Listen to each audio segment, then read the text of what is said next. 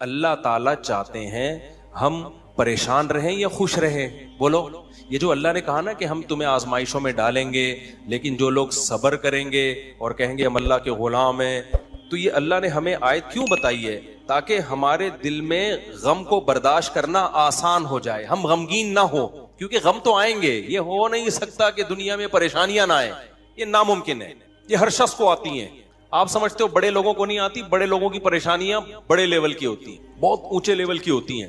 तो ये परेशानी तो हर शख्स को आएगी। अल्लाह चाहते हैं कि इनमें बर्दाश्त की आदत हो जाए, ये खुश रहना सीखें। तो इसी वजह से दुनिया में सबसे बड़ा इनाम क्या है? खुशी है या नहीं है? पैसा इंसान क्यों हासिल करता है? खुश रहने के लिए। सेहत क्यों चाहता है? खुश रहने के लिए। तो अल्लाह ने कुरान में फरमाया कि अला बिज़िक्रिल्लाहि तत्मइन्नुल कुलूब, अल्लाह के जिक्र से दिलों को सुकून मिलता है। अब पता है लोग वजीफे पढ़ते हैं पैसा हासिल करने के लिए, वजीफों में अल्लाह का जिक्र किया जाता है, हालांकि अल्लाह कह रहा है वजीफों से पैसा नहीं, वजीफों से क्या मिलेगा? सुकून मिलेगा। सुकून के लिए कोई वजीफा नहीं पढ़ रहा होता। कमाल की बात है या नहीं है? अबे भाई सुबह शाम लोग हमारे पास आते हैं, मुफ्ती साहब पैसे ही नहीं है, बेरोजगारी है, बिल इतना आ गया, दिल चाह रहा है वो बिल बकरी को खिला दें। ठीक है, तो आप कोई वजीफा बताएं, तनख्वाह बढ़ जाए हमारी, पैसे बढ़ जाएं। तो मैं बता तो देता हूँ हस्बी अल्लाह व निअमल वकील या रज़ाक, की पढ़ लेनी चाहिए। लेकिन कुरान जो वजीफे बता रहा है पैसे बढ़ाने के लिए नहीं, बल्कि सुकून के लिए। क्या मतलब? गुर्बत में सुकून मिल जाएगा। आपको पैसे मिलके भी सुकून ना मिले, इससे बेहतर वो गरीब नहीं है जो पैसे ना मिलके उसको सुकून मिल रहा हो। वो ज्यादा अच्छा नहीं है क्या? वो तो ज्यादा अच्छा है भाई। इसलिए अल्लाह फोकस दौलत को नहीं कर रहे, किसको कर रहे हैं फोकस? सुकून को फोकस कर रहे हैं अल्लाह ताला। मैंने ऐसे गरीब देखे हैं, ऐसा दिल हंस रहा होता है, मुस्कुरा रहा होता है मस्तियों में। अक्सर मैं एक वाकया बताता हूँ ना, हमारे घर में मजदूर आते थे, वालिद साहब हयात थे, उन्होंने अल्लाह उनकी मगफिरत फरमाए, उन्होंने फर्श बनवाना था। तो मजदूर जो थे ना सुबह से लगे होते थे और गुनगुना रहे होते थे। मजदूरों के गाने भी आपको पता है पुराने जमाने के होते हैं, गुनगुना रहे होते थे और वो लगे हुए होते थे ना। शाम के वक्त जब वो प्लस्तर कर रहे थे फर्श में, तो मैं था, मेरी उम्र होगी 20-22 साल। मैंने कहा यार इस फर्श में ना आप जो हमारे सहन का फर्श बना रहे हो, ये थोड़ा सा चिकना फर्श हो, यानी बिल्कुल जैसे होता है ना प्लेन, ऐसा फर्श हो, ऐसा बनाना। तो कहने लगे, अब मस्ती में है ना, शायद लाहौर के होंगे, अब उनको खेलने का मौका मिल गया मुझसे। उन्होंने कहा ये फर्श आप चाहते हो जरा चिकना प्लेन फर्श हो, तो इसमें सरसों का तेल डलेगा या नारियल का। बोला तो मैंने कहा यार मैं ले आता हूँ नारियल का तेल, डाल दो इसमें भाई, क्या ख्याल है? थोड़ा सा क्या हो जाएगा, फिसलन पैदा हो जाए इसमें। कह रहे नहीं इसमें नारियल का तेल डलेगा। अब मैं जा रहा हूँ लेने के लिए, वो तो शुक्र है मुझे किसी ने रोक दिया, क्या कर रहा है भाई। तो वो खेल रहे थे ना, शाम का वक्त था। फिर दोबारा इसी तरह का कोई मजाक, तो मुझे फिर मैंने कहा यार तुम लोग बड़े मस्ती में हो। कहते हैं यार ये हमारा फुल मस्ती का टाइम होता है।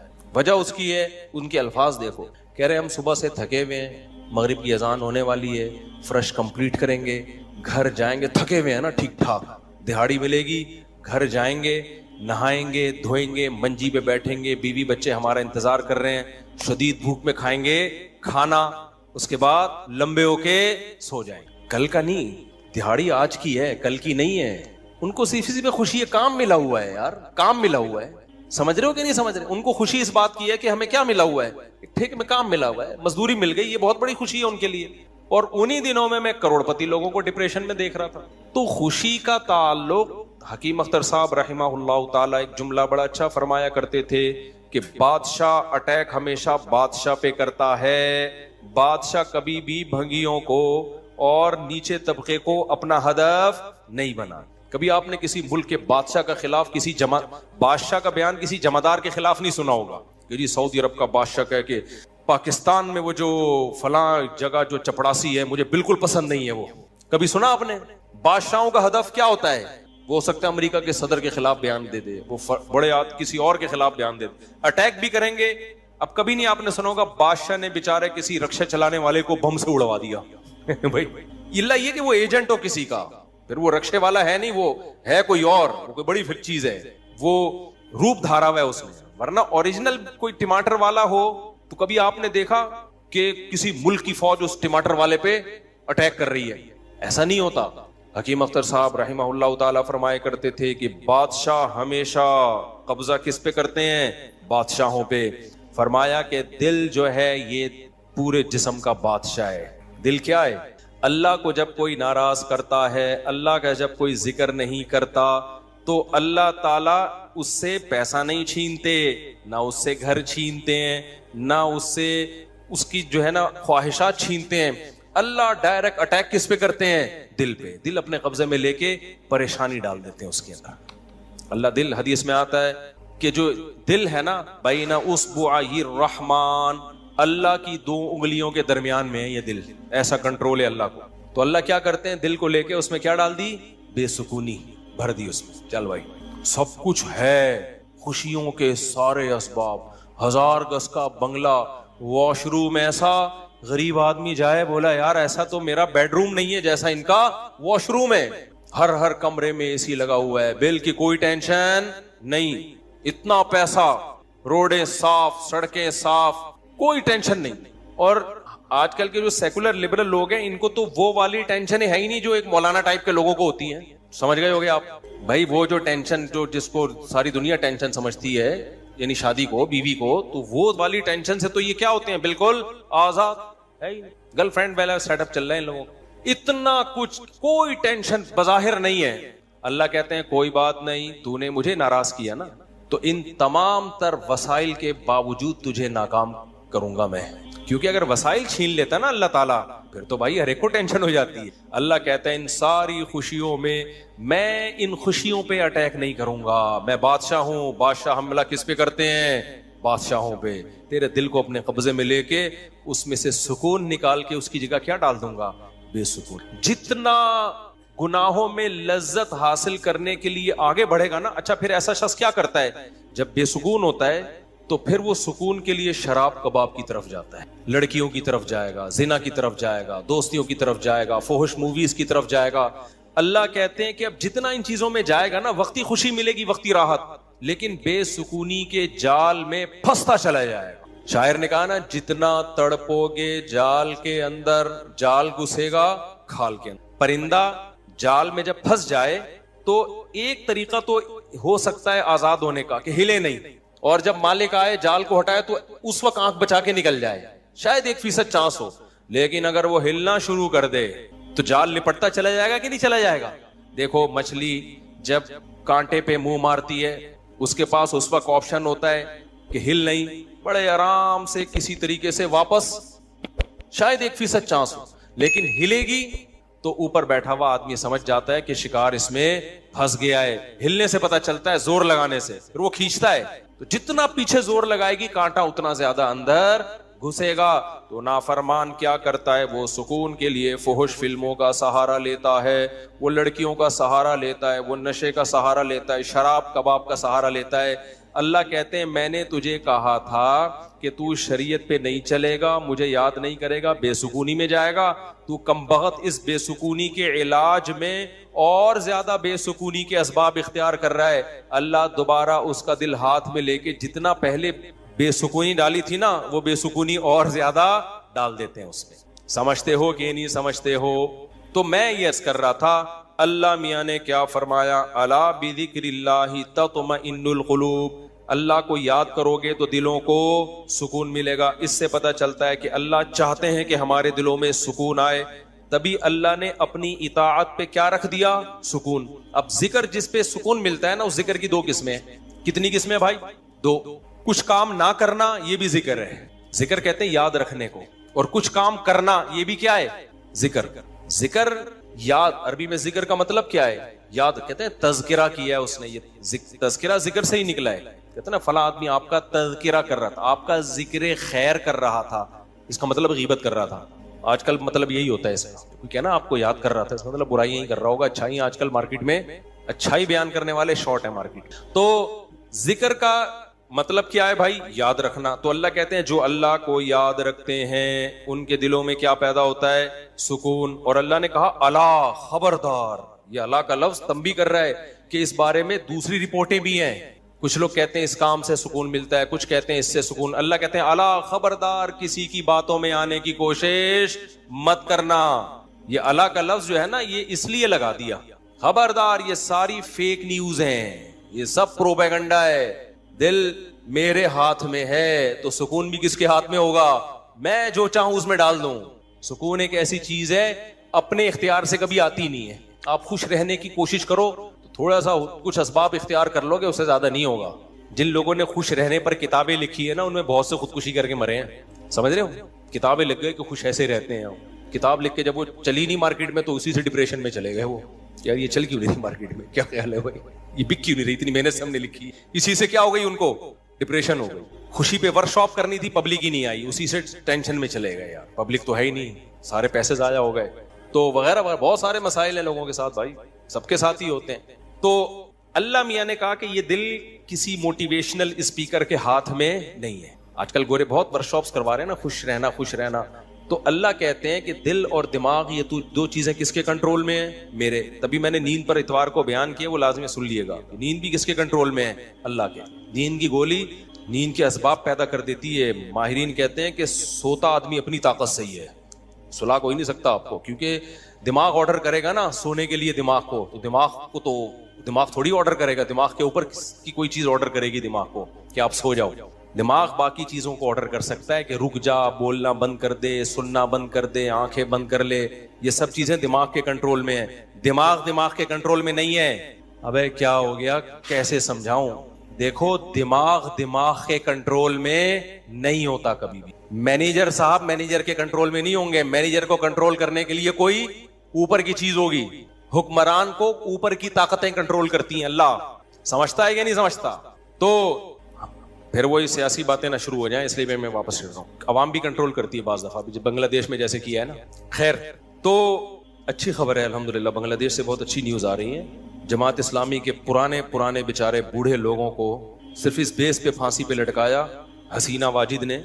उसने लटकाया कि पाकिस्तान की हिमायत, सियासी इख्तलाफ था भाई ये, उसके बाद तो वो बगावत नहीं कर रहे थे ना, बहुत जुल्म मिचा के रखा हुआ था। अच्छा, उस पे बांग्लादेश में जो इनकलाब आया उस पे लोग मेरे बयानात पे तबसरा कर रहे हैं। मुफ्ती साहब तो कहते हैं हुकूमत के खिलाफ बगावत जायज नहीं है। भाई हम मुसल्लह बगावत के कायल नहीं है।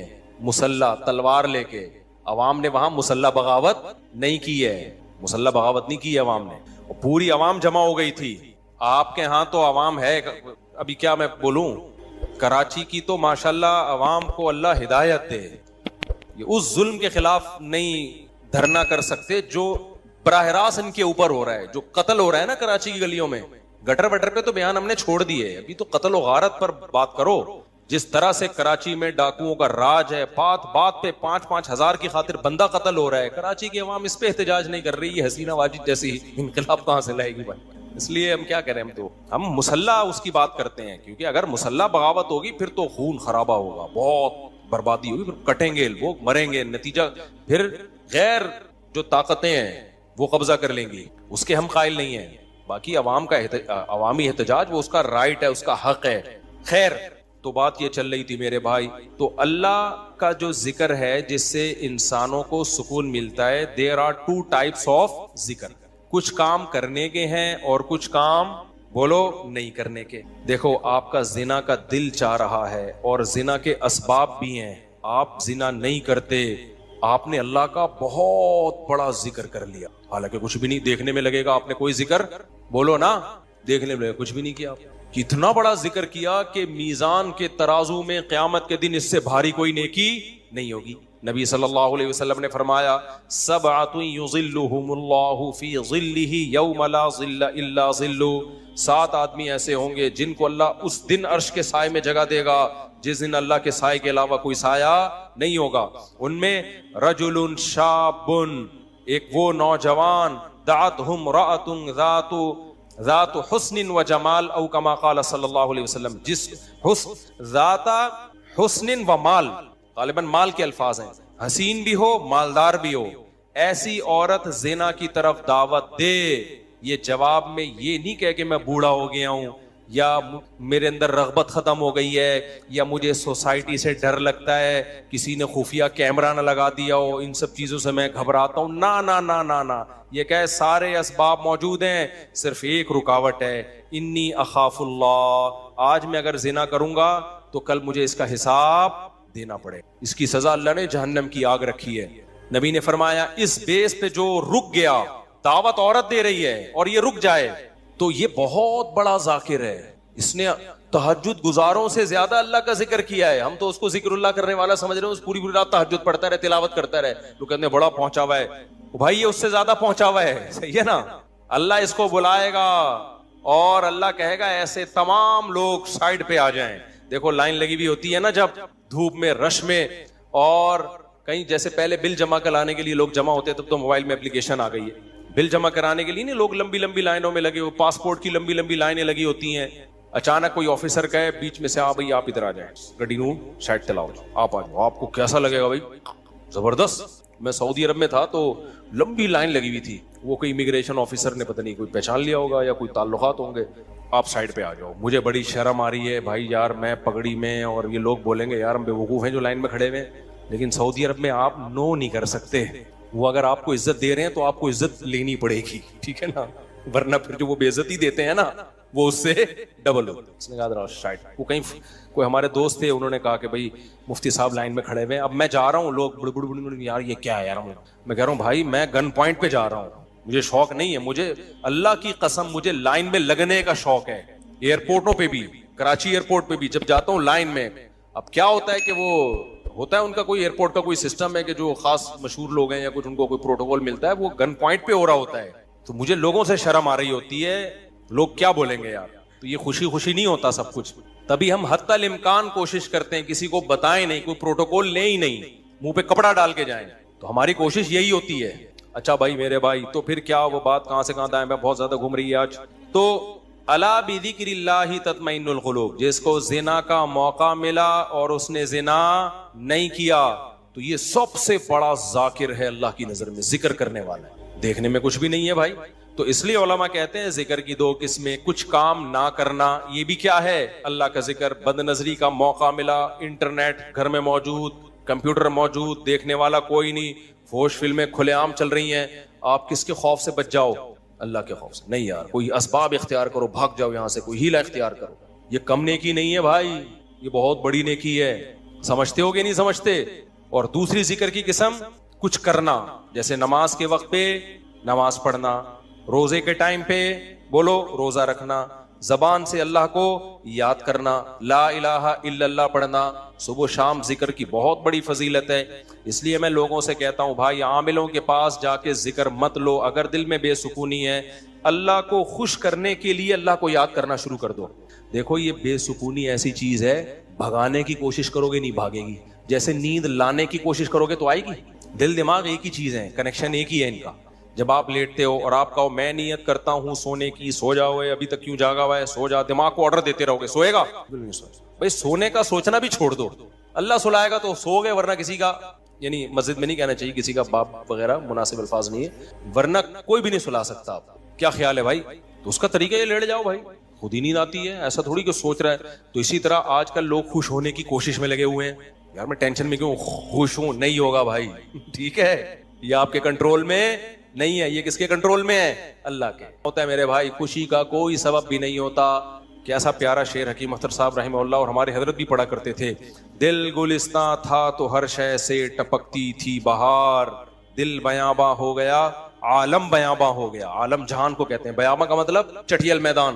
कहते हैं जब दिल में खुशी थी तो सहराओं में भी ऐसा लगता था जैसे गुलो गुलजार। सहरा में भी खुशी, जब दिल गुलिस्तां था ना, दिल बाग बाग था, गार्डन गार्डन था दिल, तो हर चीज गार्डन गार्डन लगती, हर चीज गार्डन गार्डन। और जब दिल में सुकून ना हो तो बागों में भी सुकून नहीं मिलता, हूर और रंग में भी सुकून नहीं मिलता। आदमी का दिल कर रहा है रख के लगा दे एक चमाट, किसी जो बगल में हूर बैठी हुई है ना उसको भी आदमी कोशिश करेगा कि रख के लगा दे। दिल में सुकून नहीं है। दिल गुलिस्तां था तो हर शय से टपकती थी बहार, दिल बयाबा हो गया आलम बयाबा। आलम सब, कोई दुनिया भर की खुशियां उसको खुश नहीं रख सकती। तो इसलिए खुशी की हासिल करने की कोशिश मत करो, हैंड ओवर कर दो, अपने आप को तस्लीम कर दो, अपने आप को किसके हवाले? अल्लाह के हवाले। ये फिक्र ही छोड़ दो, जो अल्लाह का काम है वो अल्लाह को करने दो भाई, आपका जो काम है आप उसको फोकस करो। देखो एक आदमी को मजदूरी पे लगा दिया, सेठ साहब ने बोला ये कुआं खोद, शाम को तुझे मैं 1000 रुपए दे दूंगा। उस 1000 की लालच में वो कुआं खोद रहा है, ऐसा ही है ना, गरीब था ना। अब हर थोड़ी देर में देख रहा है कि सेठ भाग तो नहीं रहा, ऐसा तो नहीं 1000 रुपए देगा कि नहीं देगा। फिर पूछ रहा है सेठ साहब एग्रीमेंट पक्का है ना, दोगे कि नहीं दोगे? उसी लालच में मैं कुआं खोद रहा हूं। सेठ क्या कहा, तू काम को तो फोकस कर, जितनी देर में तू आता है इतनी देर में तू कितना गड़ा और खुद चुका होता, तू अपना काम कर, तुझे टाइम पे पैसे मिल जाएंगे।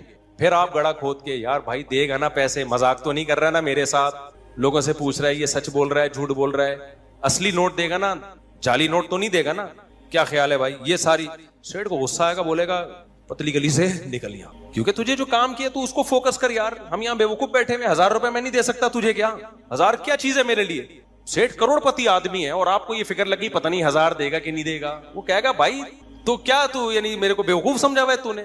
1000 रुपए तो हम जहाज बना के किश्ती बना के उड़ाते हैं उसको, वो यही कहेगा ना सेठ। तो सुकून के खजाने किसके हाथ में मेरे भाई? अल्लाह के हाथ। खरबों खरबों लोगों को उसने खुशियां दी हैं, अरबों खरबों लोगों को। अल्लाह ने कहा तुम्हें जो काम मैंने जिम्मे लगाया ना, मुझे याद रखो। याद रखने का मतलब जो फराइज और वाजिबात हैं पूरे करो, जो ऑर्डर दिए उनको पूरे करो, जिन बुराइयों से मना किए उनसे बचो, इस काम को तुम फोकस करो। हम क्या करते हैं, 2 दिन नमाज पढ़ के देखा, सुकून मिला कि नहीं मिला? कह रहे हैं अभी भी टेंशन तो है, मसाइल अभी भी मेरे खत्म। मैंने पैगाम भेजा हुआ है, वो तो अभी भी मसला वहां से तो अभी भी ठहंगा ही आ रहा है, उनके अब्बा अभी भी राजी नहीं हुए।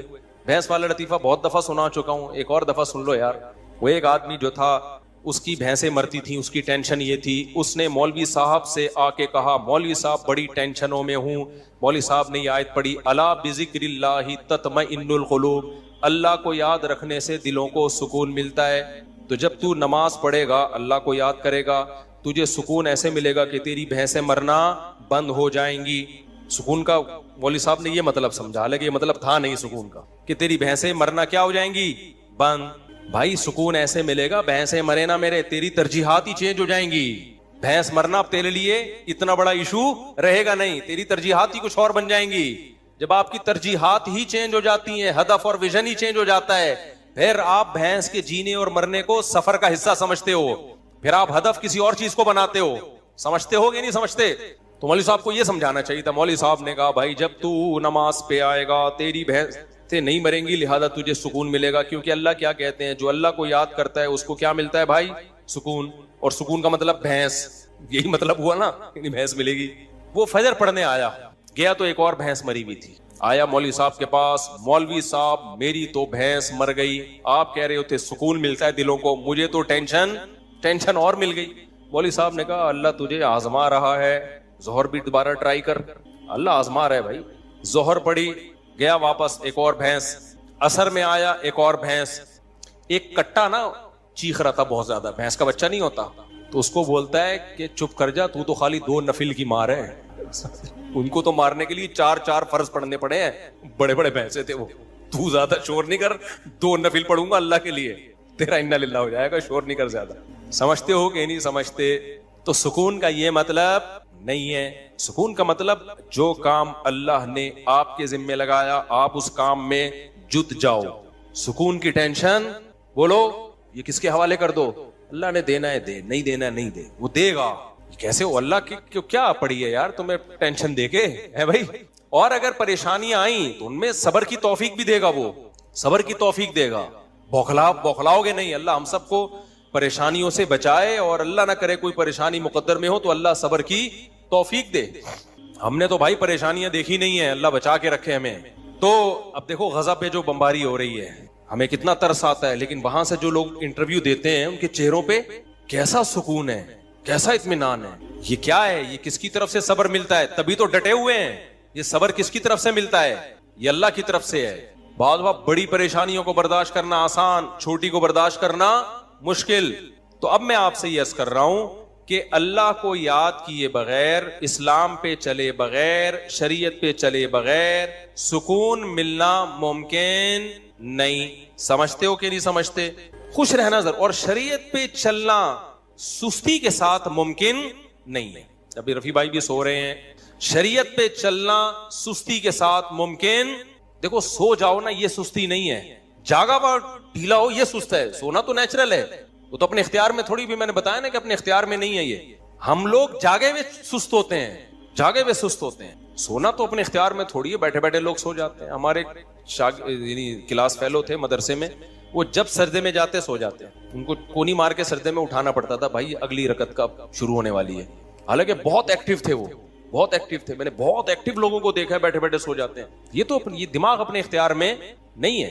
कौम का मसला जागने के बाद शुरू होता है। ठीक, जागने के बाद भी क्या है, सुस्त।